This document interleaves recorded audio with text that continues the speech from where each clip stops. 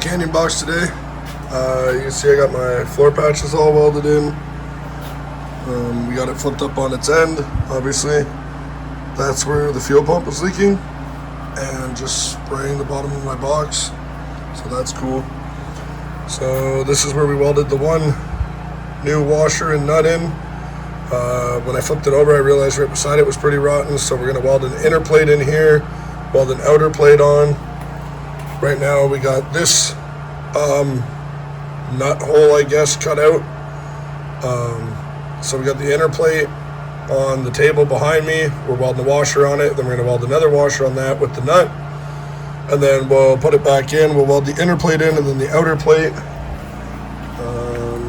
As you can see here, the outer plate, and then the inner plate's out there getting welded.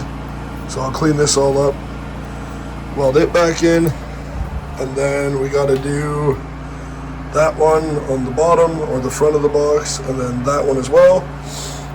And then we're going to do some inner fender, outer fender rust repair on this side, and get that all tacked back in so it holds the box side tight.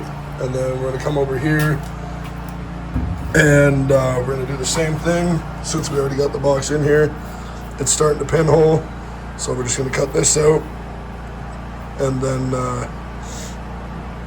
might see if we can save the inner lip on this one so we don't have to mess with the inner fender structure.